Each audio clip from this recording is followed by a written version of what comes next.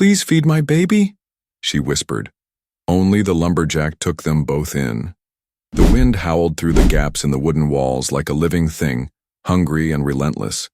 Sarah Mitchell pulled her threadbare shawl tighter around her shoulders, but it did little to stop the bitter Montana cold from seeping into her bones. In her arms, baby Emma stirred restlessly, her tiny face pale and drawn with hunger. "Shh, sweetheart," Sarah whispered, her voice barely audible above the storm. "Mama's going to find us something to eat." But even as she spoke the words, Sarah knew they rang hollow. The last of her meager supplies had run out 3 days ago. The small cabin that had once felt like home now felt like a tomb, filled with memories of her late husband James and the dreams they'd shared before the mine collapse took him away 2 months prior. She walked to the frost-covered window and peered out into the white wilderness. Snow continued to fall in thick, heavy flakes, adding to the already impressive drifts that surrounded the cabin. The path to town was completely impassable, and even if she could make the journey, she had no money left to buy food or supplies. Emma's weak cry pulled her from her thoughts. The baby's lips were tinged blue, and her breathing seemed more labored than before. Panic rose in Sarah's chest like ice water. She had to do something, and she had to do it now. Mrs. Henderson mentioned him once, she murmured to herself, remembering a conversation from months ago when her neighbor had warned her about the hermit who lived deep in the woods. Said he was strange, but not dangerous. Marcus Webb, I think she called him. The idea terrified her almost as much as watching her daughter slowly starve. What kind of man chose to live alone in the wilderness, miles from civilization? What if he turned them away? What if he was worse than the story suggested? But what choice did she have? With trembling hands, Sarah gathered what little remained of their belongings. She wrapped Emma in every piece of cloth she could find, creating a makeshift bundle that would protect the baby from the worst of the cold. Her own thin coat would have to suffice. The journey through the snow-laden forest was a nightmare. Each step sank deep into the drifts, and the wind seemed determined to push her back toward the cabin. Her legs burned with exhaustion, and her lungs ached from breathing the frigid air. More than once she stumbled and nearly fell, clutching Emma protectively against her chest. Branches caught at her skirt and hair, leaving scratches on her already raw skin.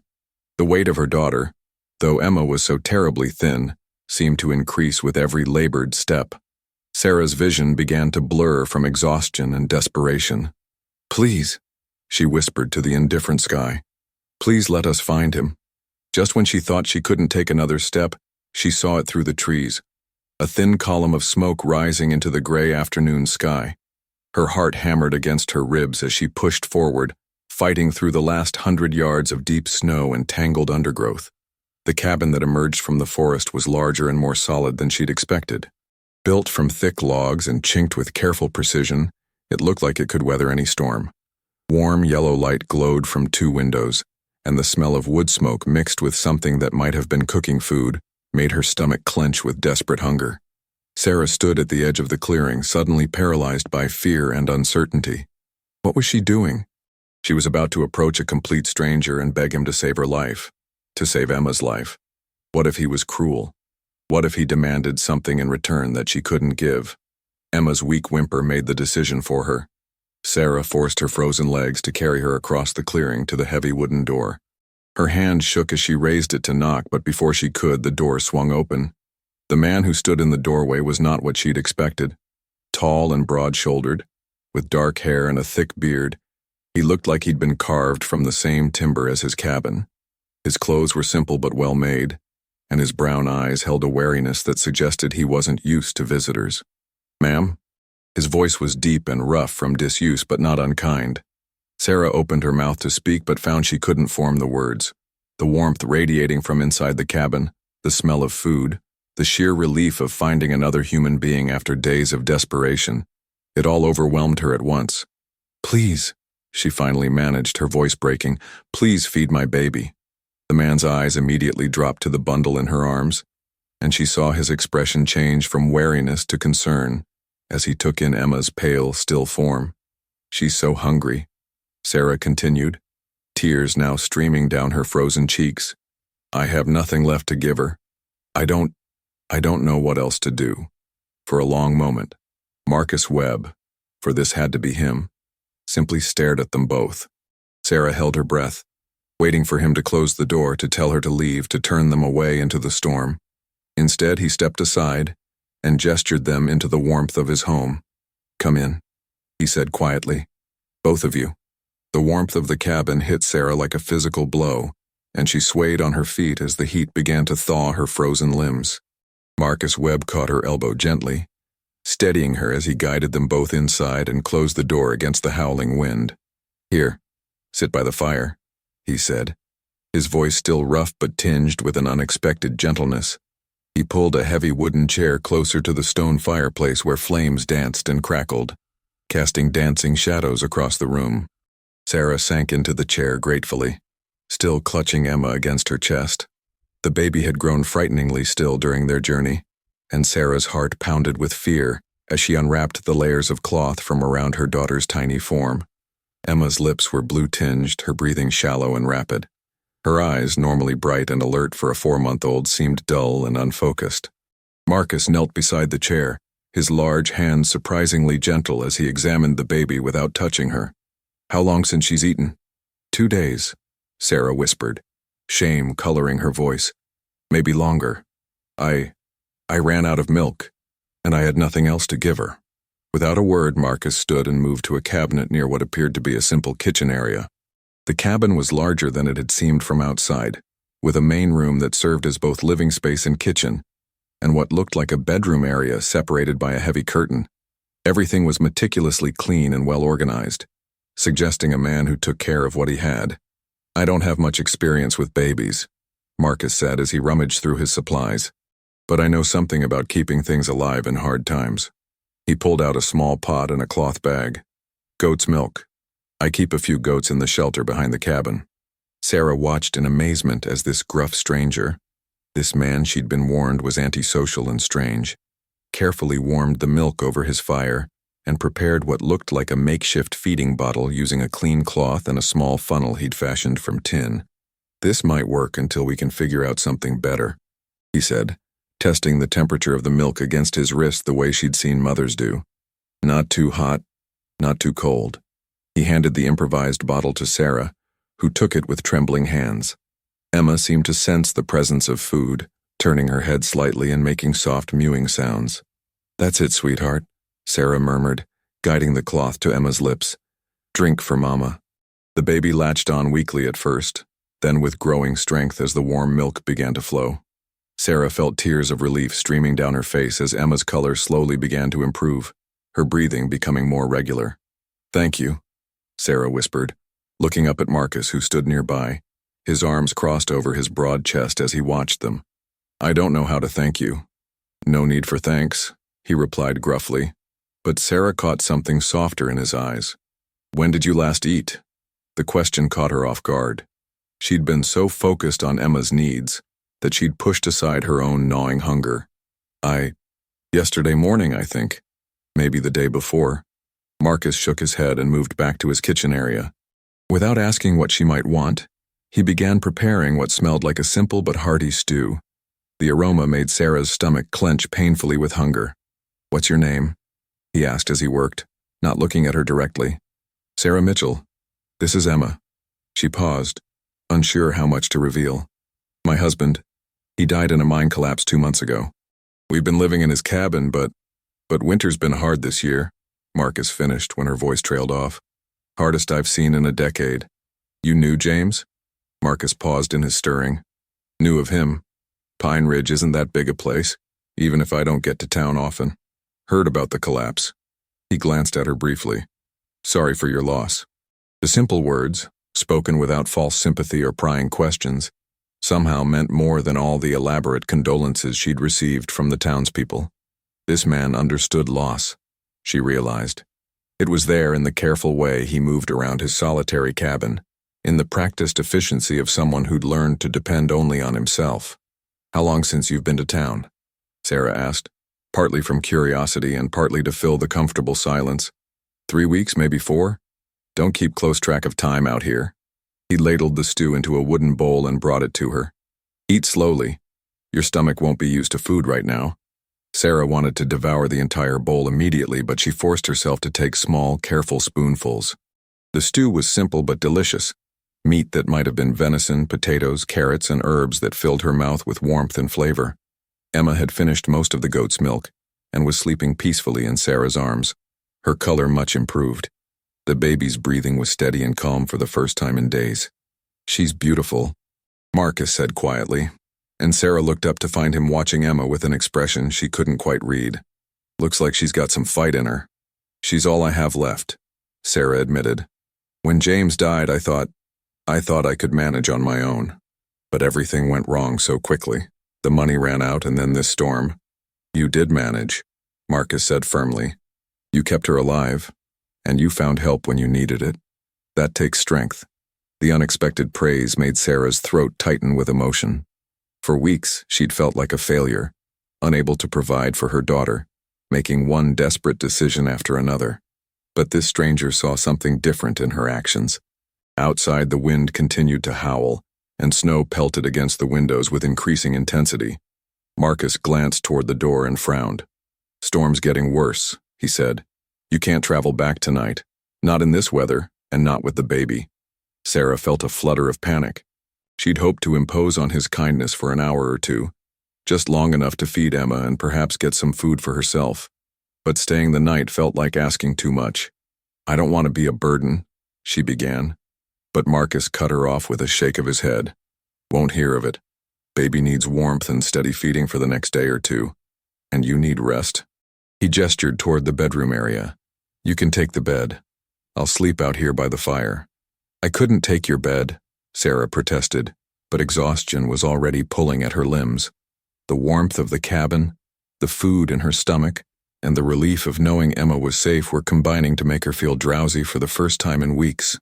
"You could and you will," Marcus said with gentle firmness. "Baby needs her mother strong." As if to emphasize his point, Emma stirred in her arms and made a soft sound that might have been contentment. Sarah looked down at her daughter's peaceful face and felt something she hadn't experienced in months. Hope. Sarah woke to the sound of quiet movement in the main room and the soft lowing of animals outside. For a moment she couldn't remember where she was. The bed was too comfortable, the room too warm, the air filled with the scent of wood smoke and coffee rather than the damp chill of her own cabin. Then Emma stirred beside her, and the events of the previous day came flooding back. They were in Marcus Webb's cabin, safe from the storm that still rattled the windows with occasional gusts of wind. Emma looked up at her with bright, alert eyes, the first time in weeks that her daughter had seemed truly awake and aware. The baby's color was good, her breathing steady, and when she opened her mouth in what might have been the beginning of a smile, Sarah felt her heart lift with relief. "Good morning, sweetheart," she whispered, gathering Emma into her arms. "You look so much better." The curtain that separated the bedroom from the main room was pulled aside slightly, and Marcus's voice came through, carefully respectful of their privacy. "Ma'am, I've got more milk warmed if the baby needs it, and coffee if you're wanting some." "Just a moment," Sarah called back, quickly smoothing her hair and straightening her dress as best she could. She'd slept in her clothes, having nothing else to change into, and felt self-conscious about her appearance. When she emerged into the main room, she found Marcus standing by the fire, already dressed, and obviously having been awake for some time. He'd clearly been outside. His boots were damp with melted snow and his hair was slightly tousled from the wind. "Storm's finally breaking," he said without preamble, handing her a tin cup of coffee that smelled like heaven. "But there's still 3 feet of fresh snow out there. Road to town won't be passable for days." Sarah felt a mix of relief and anxiety. She was grateful for the continued shelter, but worried about being a burden on this man who'd already done so much for them. "I can pay you," she said quickly. "When we get back to town, I mean. I have some things I can sell." Marcus shook his head firmly. "Won't take your money. But if you're wanting to help while you're here, I could use a hand with some things. Been living alone for 5 years. Forgotten what it's like to have help with the daily work." The admission surprised her.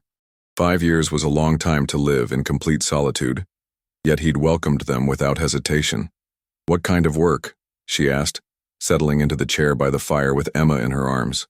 "Cooking mainly. I can keep myself fed, but I'm not much good at making food taste like anything more than fuel." He gestured toward a corner where she could see bags of flour, beans, and other supplies. "Got plenty of provisions, just no skill in making them into proper meals." Sarah smiled. the first genuine smile she'd felt in months. "I can cook. James always said I made the best biscuits in Pine Ridge." "That's so?" Marcus's eyes crinkled slightly at the corners, and Sarah realized he was almost smiling too.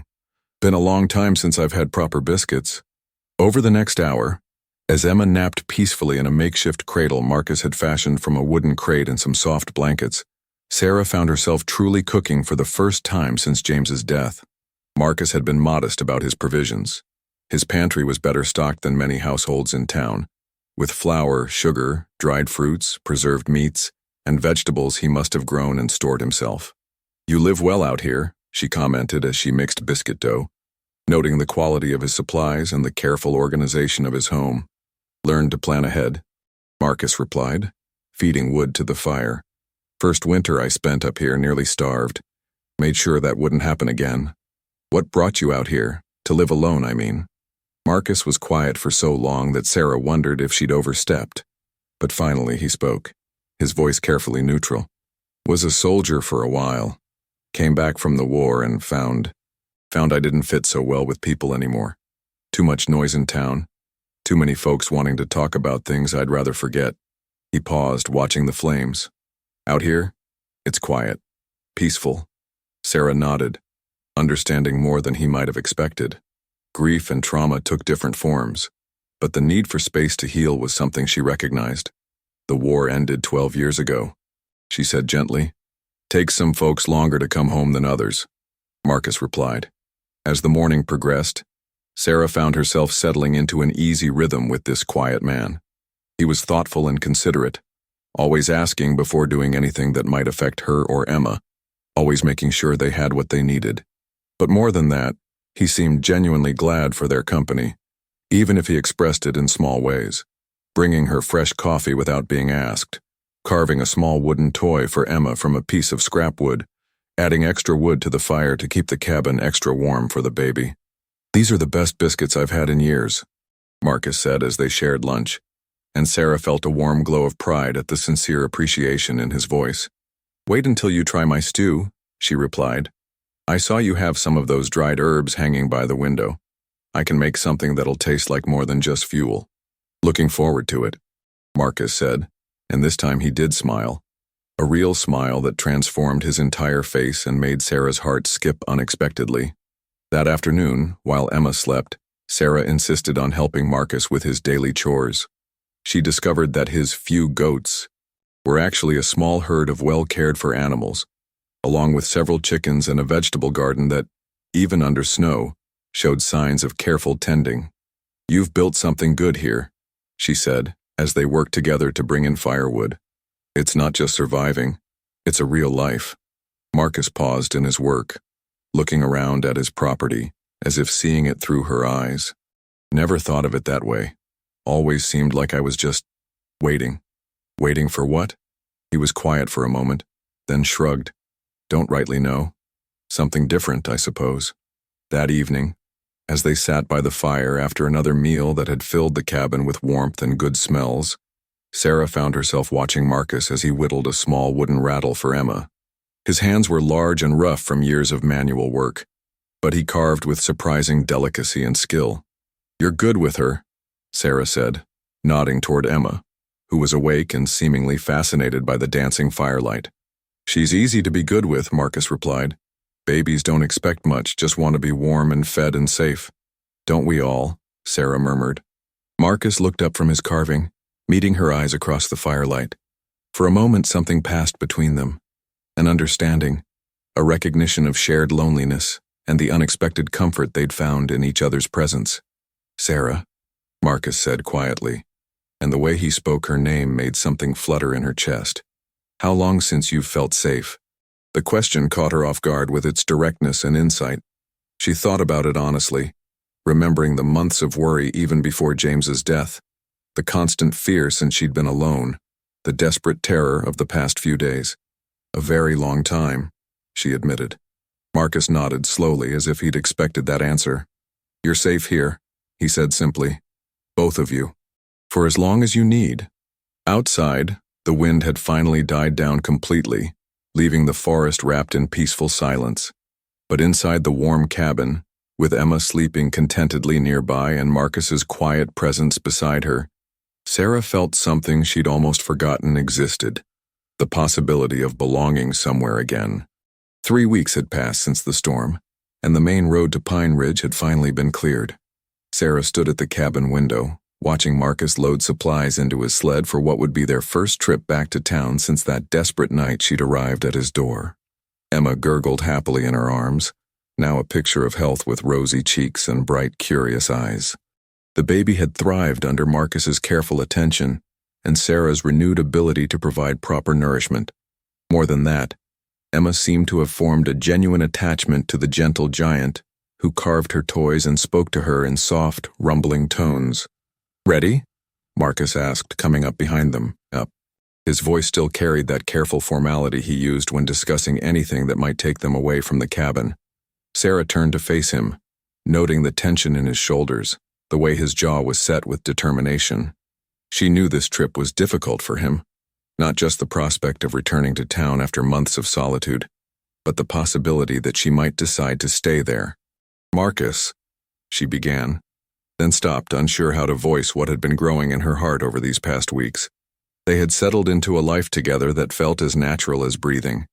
Sarah cooked and tended the house while Marcus worked outside, but they shared the evening chores and the care of Emma as if they'd been doing it for years.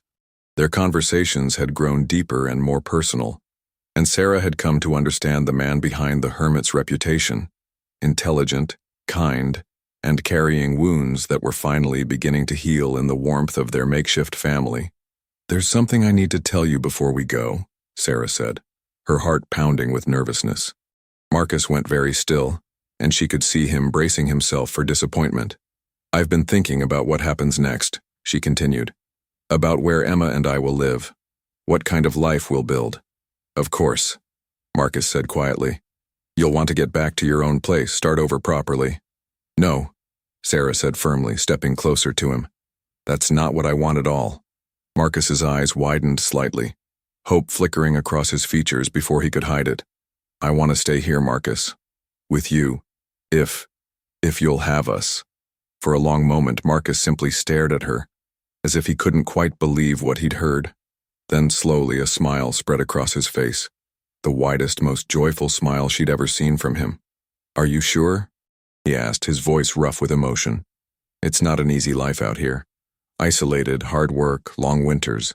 I've never been more sure of anything," Sarah replied, shifting Emma to one arm so she could reach out and touch his hand. "These past weeks have been the happiest I've been since before James died. Not because I'm forgetting him or replacing what we had, but because I've found something different, something that feels like home." Marcus's larger hand enveloped hers, warm and steady and sure. "I love you, Sarah," he said simply.